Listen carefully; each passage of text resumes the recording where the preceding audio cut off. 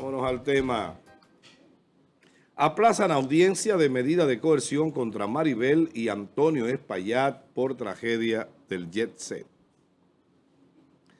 Fue aplazada para el próximo miércoles a las 11 de la mañana la audiencia de conocimiento de medida de coerción en contra de Antonio Espaillat López y Maribel Espaillat, imputados por la tragedia ocurrida en la discoteca Jet Set, donde el colapso del techo dejó un saldo de 236 personas muertas y más de 180 heridos.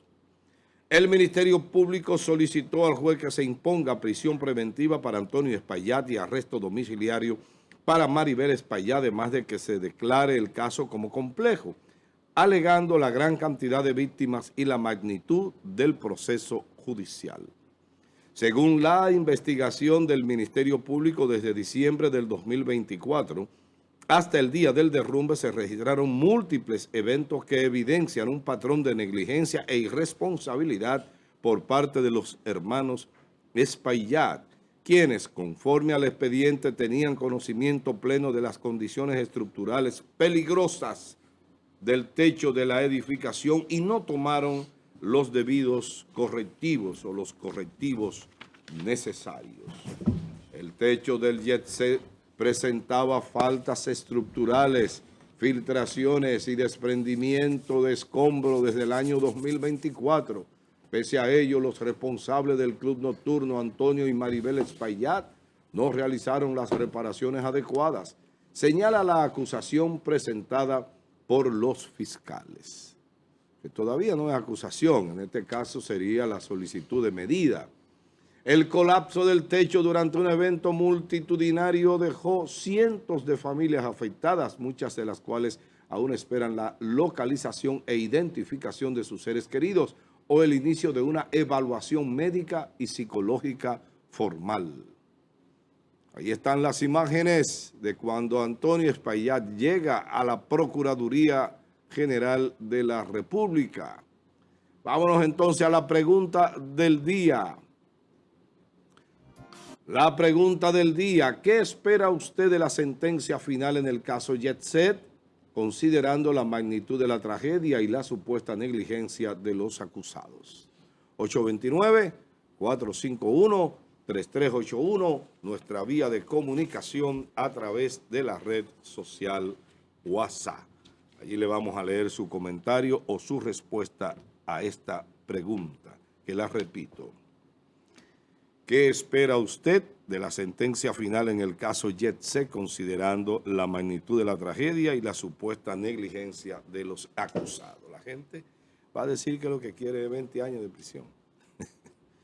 Bueno, muy bien, señores. Y yo, antes de saludar la presencia del compañero Yerjan Lantigo, le quiero recordar que en medio de tu día, regálate una pausa bien dominicana. En medio del día, regálate una pausa bien dominicana. Y la única manera de hacerlo es con Café Santo Domingo, que ya abrió sus puertas en Jumbo.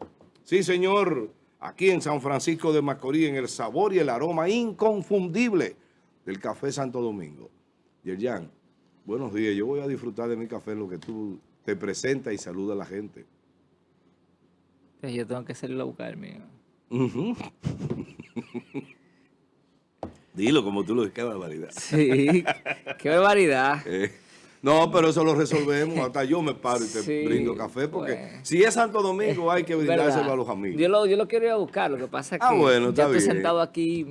Bueno, me toca presentarme. Buenos días a toda la gente que nos ve en vivo a través de Telenor Canal 10 y la gente que nos sigue a través de cada una de nuestras plataformas digitales, especialmente telenor.com.do, Canal 10. Si usted quiere verlo en vivo, la gente que se mueve, usted entra a telenor.com.do, le da al Canal 10 y ahí le va a aparecer inmediatamente el canal en vivo, por si usted se tiene que mover de su casa y quiere seguir viendo el programa de manera en línea. Y si no, bueno, si no pudo ver el programa de manera directa, entonces lo busca en las redes sociales, YouTube y también en el Instagram. Aquí estamos, amado. Adelante con el tema, Yerjan. Miren, este es un tema importante para la República Dominicana. Ahora bien, tenemos que deslindar, para los que no son abogados, quizá no manejan los términos, tenemos que deslindar lo que es la sentencia, ¿verdad?, de condena en este caso, de lo que es la resolución de una medida de coerción. ¿Qué se está conociendo? ¿Qué se va a conocer el próximo miércoles, según veo la nota? A las 11 de la mañana se va a conocer la solicitud de medida de coerción por parte del Ministerio Público. ¿Qué es la medida de coerción? Bueno, es un procedimiento que solicita el Ministerio Público a fin de atar a los imputados al proceso. Es decir, donde el Ministerio Público va donde el juez, le dice, juez, mire, esta persona representa un peligro de fuga, por la razón que sea, ellos la expondrán, entonces yo necesito que usted le ponga una medida de coerción. Y por lo visto, ellos están pidiendo prisión preventiva de 18 meses. Para el Ministerio Público, esa es la medida de coerción idónea para que Antonio Espaillat y su hermana no se evadan del proceso, es decir, no salgan corriendo, para decirlo en términos llanos. Sin embargo, todos sabemos, todo el que tiene dos dedos de frente sabe que es una medida excesiva porque la pena máxima, independientemente de lo que diga Félix Porte, que está diciendo que ahora va a solicitar el cambio de la calificación jurídica, eso es lo que yo quiero que él explique. Eso es lo que yo quiero que él explique, porque obviamente no hay otra calificación jurídica que no sea la de homicidio involuntario, que parecería ser, está configurado en el hecho. Eso ya tendrán ellos que demostrarlo en los tribunales. Entonces, ¿qué pasa? Tomándose en cuenta que se trata de una medida de coerción, aquí lo que el juez va a decidir si la persona representa peligro de fuga o no. Obviamente, la cintila probatoria da el traste con que hay un hecho y los imputados son autores o cómplices de ese hecho. Eso no está en discusión. Ellos formaban parte de la propiedad de ese establecimiento y parecería ser que hubo negligencia, según lo que hemos visto. Y entonces está la cintila probatoria, es decir, que hay una vinculación del sujeto con el hecho. Ahora bien, ¿representan ellos peligro de fuga? A mi entender, no, como no lo representa la gran mayoría de los imputados de la República Dominicana, especialmente cuando son personas de ese nivel. ¿Por qué? Porque tienen muchísimos bienes acá, porque tienen... la pena no es una pena grave, aunque el hecho es grave, la pena no lo es. Qué vaina, qué contradicción por parte del Código Penal. Sin embargo, entendemos, o entiendo yo, que no representa ninguno de los dos peligros de fuga. Ahora bien, los jueces van a responder al estado emocional de la sociedad. Y por tanto, es posible que ustedes vean que le impongan meses de prisión preventiva. Esto es lo que yo creo. No lo que debe ser. A Antonio Espaillat y entonces prisión domiciliaria a su hermana. ¿Qué debería hacer? Que esa gente conozca el proceso en libertad, sin problema. Y ya luego entonces se vayan a juicio de fondo. Y en juicio de fondo sí entiendo yo que en caso de configurarse el tipo penal, entonces estarían siendo condenados. Estoy respondiendo la pregunta desde mi punto de vista. Esto es una opinión, señores, una opinión particular. Estarían siendo condenados entre 1 y 2 años de prisión, que imagino será suspendida, y al pago de 1 a 3 millones de pesos por fallecido. Es lo que yo pienso, partiendo de lo que hacen los tribunales. Los tribunales difícilmente te pagan más de 3 millones de pesos por una muerte. Es difícil. Por eso ustedes ven que los seguros, y le invito a que usted vaya a revisar su seguro ahora mismo, normalmente pagan entre 1 y 1.500.000 pesos por muerto en accidentes. Entonces parecería que por ahí anda la cosa, incluyendo la parte penal. Es muy difícil que 300 millones de pesos, eso se pone ahí porque el papel lo aguanta todo, pero todo el mundo sabe que en este país a nadie le dan 10 millones de pesos por un fallecido, independientemente de que la vida no tiene un valor como tal.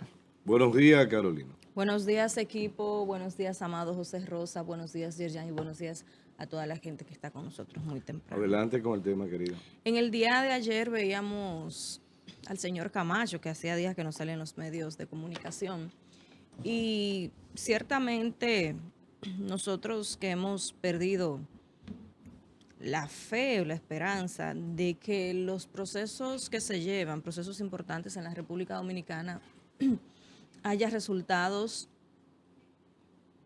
contundentes, donde se supone o se entiende que han habido acciones en contra o del Estado o en contra de la sociedad o por comportamientos irresponsables. El caso que sea que fuere, lo que sí ha quedado demostrado con quienes están al frente del ministerio y quienes teníamos esperanza de que las cosas pudieran ser diferentes en todos los sentidos, no solo del punto de vista de la persecución de la corrupción y demás, sino de un ministerio fuerte que donde usted pueda sentir garantías.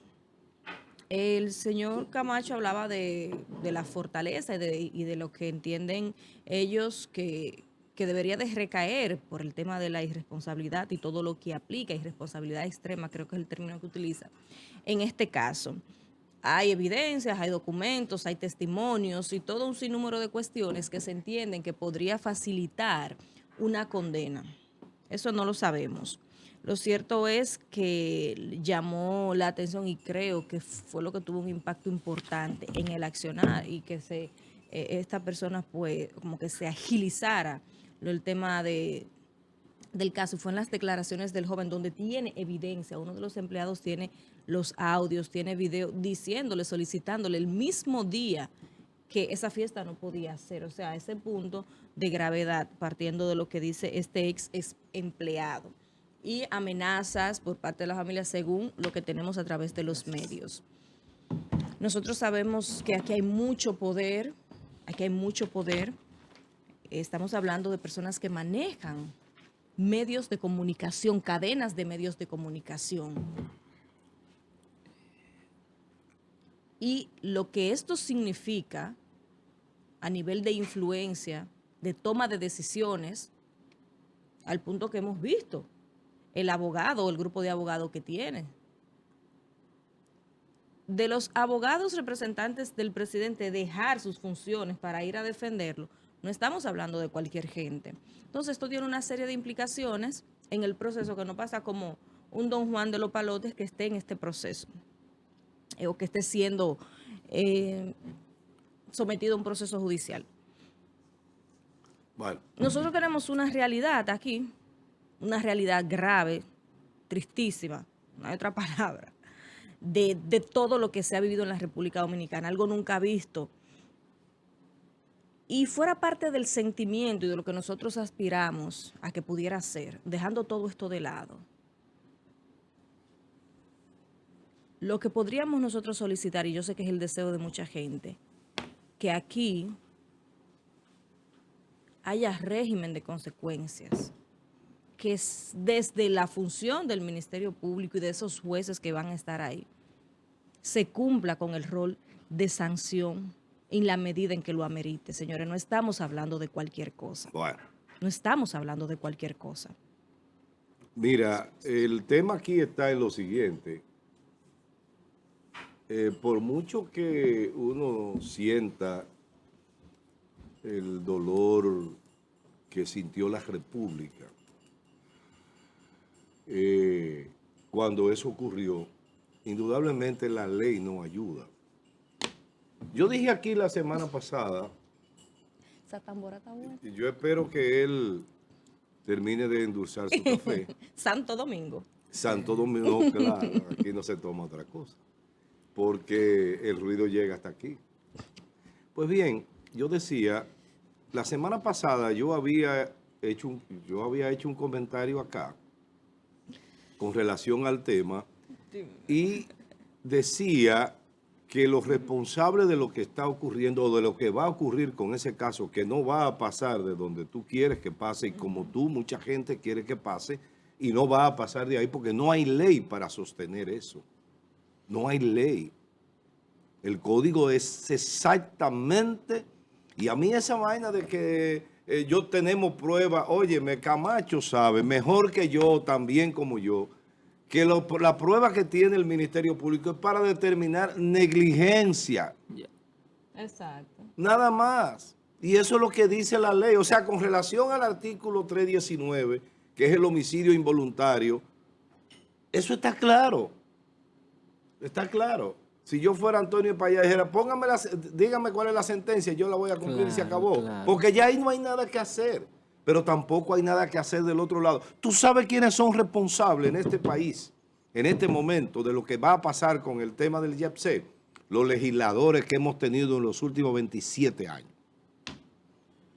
Así lo dijo Jenny Berenice, claro, no con mis palabras, porque yo tengo licencia que Jenny no tiene. Jenny no puede decir lo que yo le digo a los legisladores, que son unos irresponsables, carajo, que se han pasado la vida, 27 años, dándole vuelta a un código que todo el mundo sabe que es una ley, o era en el momento en que se planteó, una ley moderna con un cierto criterio. ¿Usted sabe qué hubiese pasado?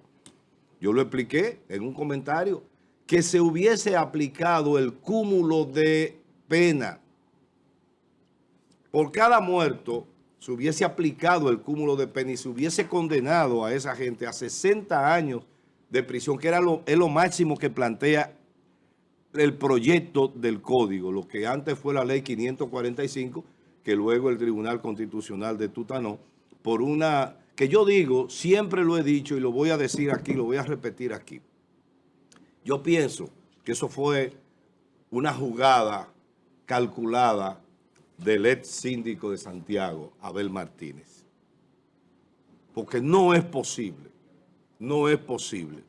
que usted como legislador no sepa que si la Cámara del Senado modifica una ley que ya usted había aprobado como diputado, tiene que volver a la Cámara de Diputados para que verifique la Cámara de Diputados y apruebe esa modificación. Y lo contrario también tiene que ser así. Claro. Entonces, eso pasó y por... Ella me está criticando. No, ella está... Ok. Yo pensaba... No. Sí. Pero yo sé que las críticas son No, a ti, mi constructivas. amor. Sí. Y Ella me acaba de decir que yo me veo más joven. Ajá. Sí, que me tengo como... Eso es Sí. cariño. Ya, Que se mamá. deje de cuenta. Mire, eso se llama una dama elegante, Sí, hasta en la sí, forma de corregirse y de hablar. Miren, volviendo al tema, señores. No, pero es Él- verdad, es verdad. Sí, es verdad, ambas cosas. Son- Ey. Mira, es increíble, señores, lo que nosotros tenemos acá. Esto del YESE tiene obligatoriamente que mover el interés del pueblo dominicano, no de los legisladores. Olvídense de los legisladores. Es el pueblo que tiene que empoderarse y decirle, óigame, debemos de tener las leyes que necesitamos.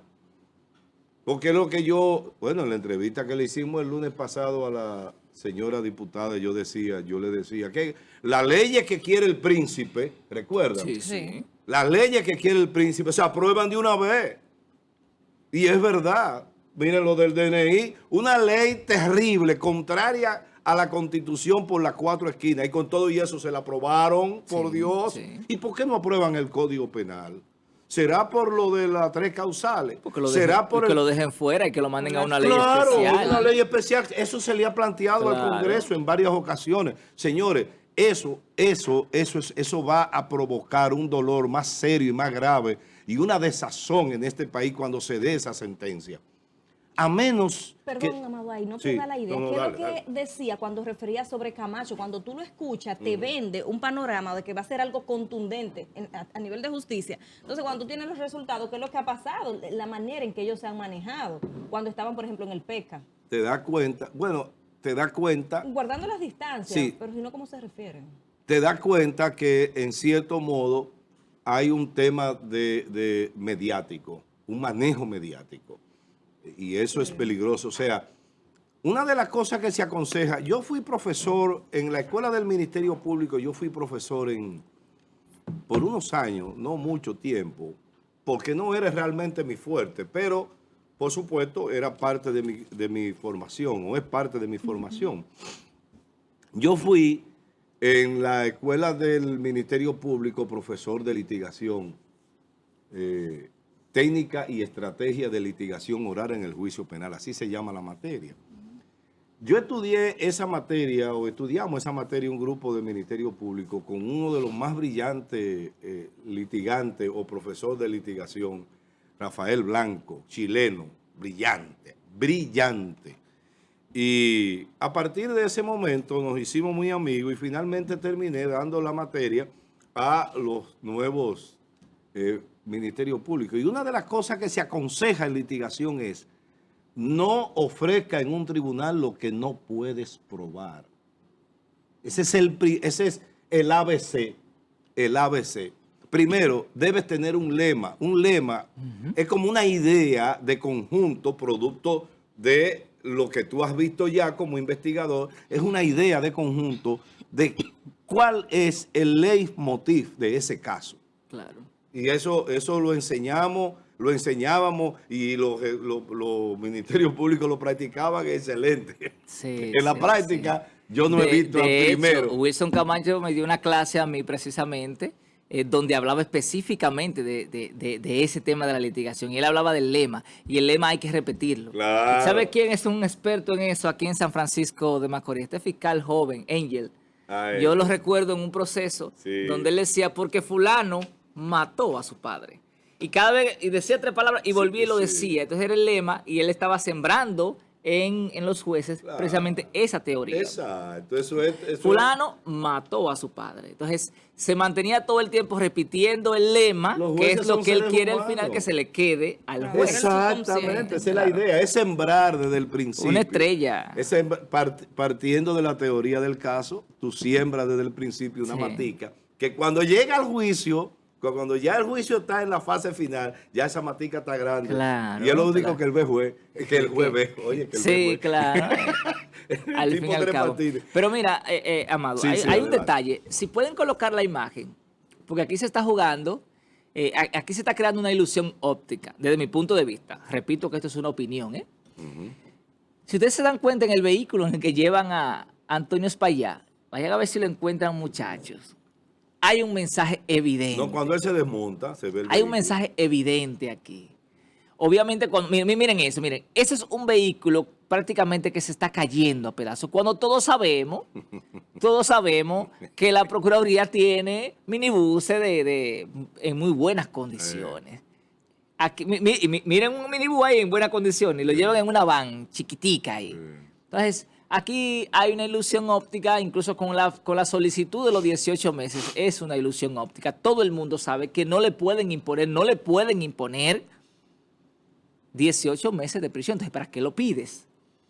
Obviamente es para decir, esto fue lo que le hicimos a aquellos, Y el juez no quiso. y el juez no quiso, esto fue lo que le hicimos a este, y el juez no va a querer. En este caso, el juez va a modificar, porque obviamente, señores, si la pena máxima es de 2 años, ¿cómo le van a imponer 18 meses de prisión preventiva?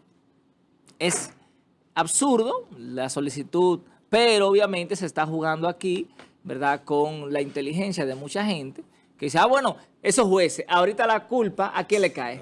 A los jueces, porque normalmente el que no es abogado, el que no maneja esta parte técnica, no lo va a entender.